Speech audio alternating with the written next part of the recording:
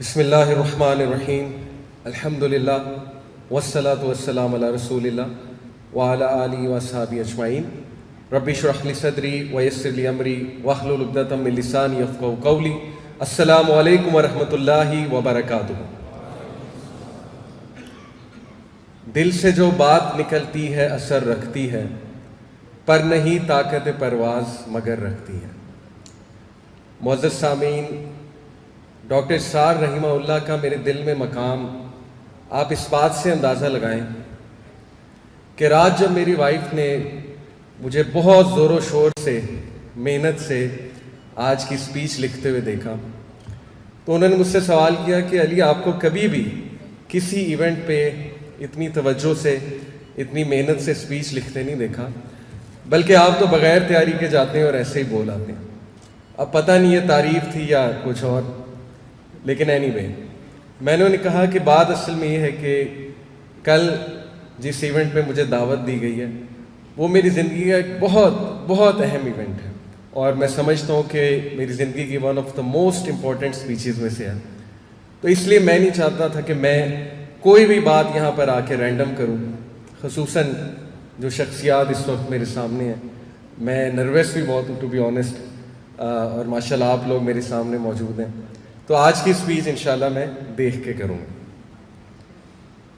بڑی ہی عجیب بات ہے، بڑی ہی عجیب بات ہے کہ ایک انسان سے آپ کی ملاقات صرف ایک مسافے کی حد تک ہو، اور وہ انسان آپ کی زندگی میں اتنا امپیکٹ لائے کہ آپ اپنا ویل سیٹلڈ اور پسندیدہ کیریئر چھوڑ کے دین کے داعی بن جائیں۔ معزز سامعین، یہ بات ہے 2007 کی، جب میں جی آئی کے میں سیکنڈ ایئر کا اسٹوڈنٹ تھا، اور یہ وہ سال ہے جب میری شعوری پیدائش ہوئی تھی اور میں نے دین کو سیریس لینا شروع کیا۔ ایک دن میرا ایک دوست جس کا تعلق پشاور سے تھا اور اسے پتہ لگا کہ دین میں میرا انٹرسٹ بلڈ ہو رہا ہے، تو اس نے مجھ سے کہا کہ علی بھائی، آپ نے ڈاکٹر اسرار کو کبھی سنا ہے؟ آپ اندازہ لگائیں میں دین سے کتنا دور تھا کہ میں نے ڈاکٹر صاحب کو نہیں سنا ہوا تھا۔ تو میں نے کہا کہ نہیں، میں نے ان کو کبھی نہیں سنا، کیا کرتے ہیں وہ، کیا بات کرتے ہیں؟ اس نے کہا اچھا چلیں ٹھیک ہے، میں آپ کو ان کے کچھ آڈیو لیکچرز دیتا ہوں۔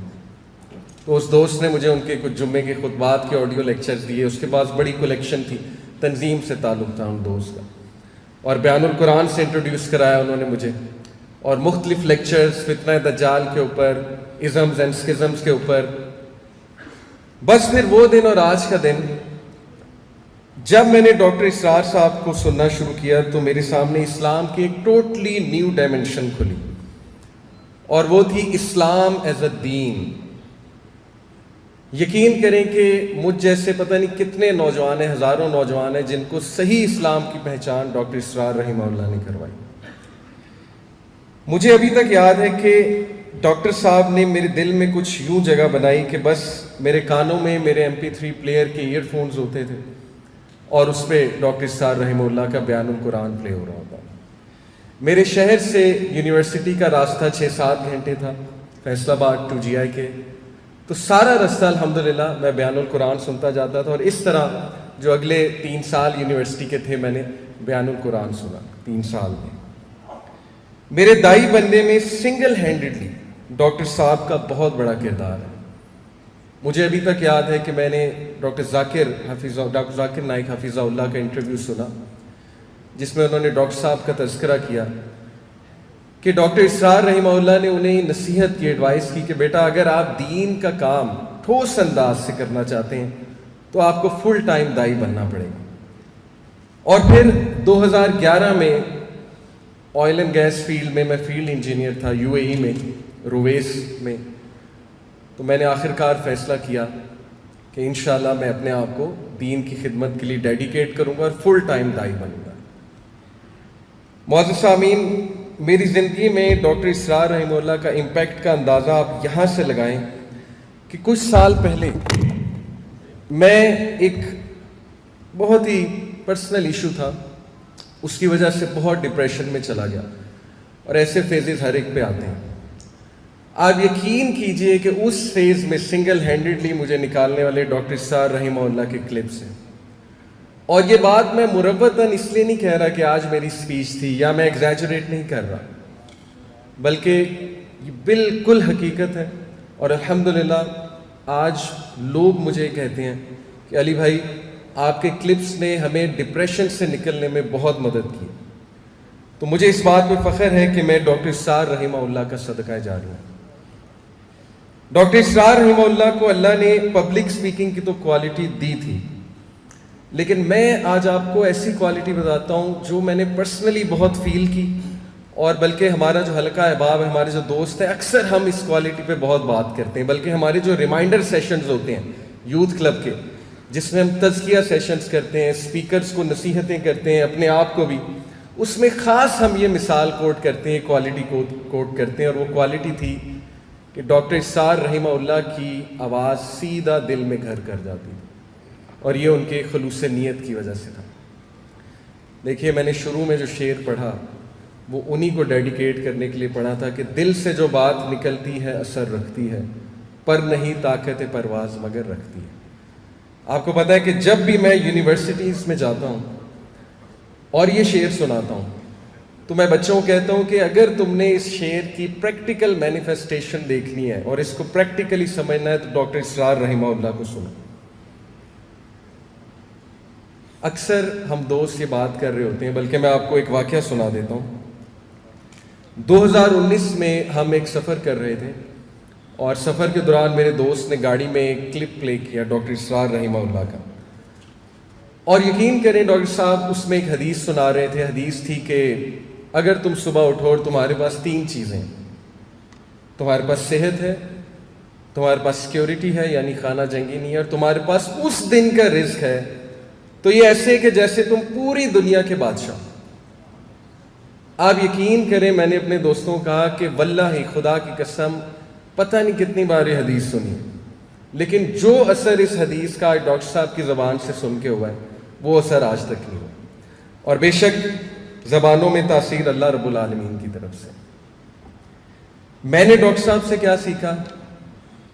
نمبر 1 عقیدہ، کریڈ، ٹھوس عقیدہ جو آج تک مجھے قائم رکھے ہوئے ہے، جو آج تک الحمدللہ مجھے موٹیویٹڈ رکھے ہوئے ہیں. اور جیسا کہ وہ آیت سورہ ابراہیم کی الم تر کیف ضرب اللہ مثلا کلمۃ طیبۃ کشجرۃ طیبۃ اصلها ثابت وفرعها فی السماء، کہ اللہ نے مثال دی اس شجر کی، اس پاک شجر کی کہ جس کی جڑیں بہت مضبوط ہیں اور جس کی شاخیں آسمانوں کی بلندیوں کو چھو رہی ہیں. تو میں یہ سمجھتا ہوں کہ یہ عقیدہ مجھے سکھانے والے ڈاکٹر اسرار رحمہ اللہ.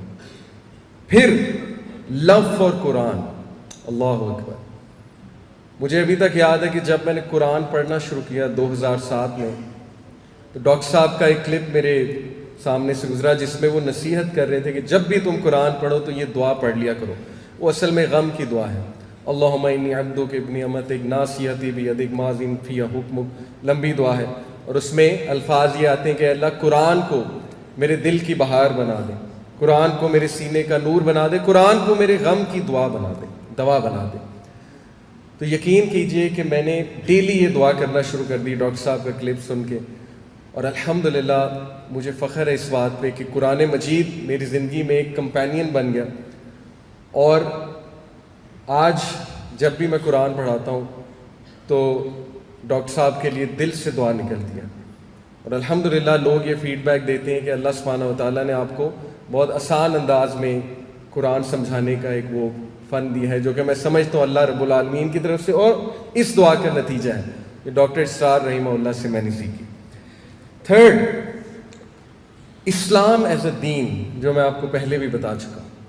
دیکھیے نوجوان طبقہ آج یونیورسٹیز میں ہمارا جانا ہوتا ہے. الحمدللہ پچھلے 10 سال میں شاید میں 500+ یونیورسٹیز کو وزٹ کر چکا ہوں پاکستان میں، بلکہ 500 شاید زیادہ 200+. اور میں آپ کو حتمی یہ بات کہہ رہا ہوں کہ ہمارا جو پڑھا لکھا نوجوان طبقہ ہے اس کے مائنڈ میں یہ کلیئر نہیں ہے کہ اسلام ایک دین ہے. ان کے مائنڈ میں طرح طرح کی مسکنسیپشنز ہیں دین کے حوالے سے. تو یہ بہت بڑی خدمت ہے ڈاکٹر اسرار صاحب کی، اور یوتھ کلب کے تمام سپیکرز ماشاءاللہ ان سے اسی وجہ سے انسپائرڈ ہیں. اگلی چیز جو میں نے ان سے سیکھی، علامہ محمد اقبال کی شاعری کی روح، اور مجھ میں جو شوق پیدا ہوا علامہ محمد اقبال کی شاعری کو سمجھنے میں. And then lastly very important, awareness about modern فتناز، اسپیشلی فتنہ دجال. میرے جو دعوت کا مرکز ہے آپ لوگوں نے دیکھا ہوگا کہ وہ انہی موضوعات پہ گھومتا ہے الحمدللہ. بلکہ آپ کو مزے کی بات بتاؤں کہ ہمارے حلقے میں یوتھ کلب میں ایک جوک مشہور ہے، کیونکہ فتنہ دجال کا جو ٹاپک ہے وہ نوجوانوں میں میری ایک پہچان بنا اور اسی پہچان سے میں جانا چاہتا ہوں. تو ہمارے حلقے میں ایک جوک مشہور ہے کہ دجال سب سے پہلے آئے گا تو علی بھائی کا ضرور پوچھیں گے کہ علی بھائی کہاں ہے. Any way that was a joke. بتانے کا مقصد یہ ہے کہ میں نے ڈاکٹر صاحب کا دجال کے فتنے پہ لیکچر جب سنا تو یقین کریں میں اتنا افیکٹ ہوا کہ میں نے اس وقت دعا کی کہ اللہ نوجوانوں میں اس ٹاپک کی آگاہی، نوجوانوں میں اس ٹاپک کو فروغ دینا اور فتنہ دجال سے وارن کرنا، اے اللہ میں اس کو اپنی زندگی کا مقصد بنانا چاہتا ہوں. تو اے اللہ مجھے اس کی توفیق دے. جیسا کہ میں نے شروع میں بتایا کہ میری ڈاکٹر صاحب سے ملاقات بس ایک مصافحے کی حد تک ہے، اور یہ مصافحہ شفا میڈیکل کالج کی کانفرنس میں 2009 میں ہوا تھا. کیا پتا تھا کہ 2023 میں ڈاکٹر صاحب کے بیٹے آصف بھائی مجھے یہ آنر دیں گے کہ میں ڈاکٹر صاحب کے بارے میں بہت آپ لوگوں کو آگاہی دوں اور بات کروں. میں دعا کرتا ہوں کہ جنت میں جاؤں اور ڈاکٹر صاحب رحمہ اللہ سے خوب ملاقات کروں. بات کا اختتام ڈاکٹر صاحب کے ایک ایسے جملے سے کرتا ہوں جس نے ہمیشہ کے لیے میرا اور مجھ جیسے ہزاروں نوجوانوں کا مائنڈ سیٹ چینج کر دیا، جو کہ پلیجر کی لائف میں ڈوبے ہوئے تھے، ڈوپامین کے لائف میں ڈوبے ہوئے تھے، اور جن کے لیے مقصد صرف کھا لے پی لے جی لے تھا. وہ جملہ ان کے انڈیا کے ایک لیکچر سے اخذ شدہ ہے، انڈیا میں دیے گئے ایک لیکچر سے اخذ شدہ ہے. وہ جملہ ہے، اگر تم کسی کو دکھ میں دیکھو اور اس پوزیشن میں ہو کہ اس کی مدد کر سکو اور نہ کرو، پھر تم چاہے مفسر ہو، محدث ہو، نیک نہیں. تم عابد ہو سکتے ہو، زاہد ہو سکتے ہو، تم مفسر ہو سکتے ہو، محدث ہو سکتے ہو، لیکن نیک نہیں ہو سکتے. اللہ تعالیٰ ڈاکٹر صاحب کے درجات بلند فرمائے. جزاک اللہ خیر. سبحانک اللہم و بحمدک، اشہد ان لا الہ الا انت، استغفرک و اتوب الیک. والسلام علیکم و رحمۃ اللہ وبرکاتہ.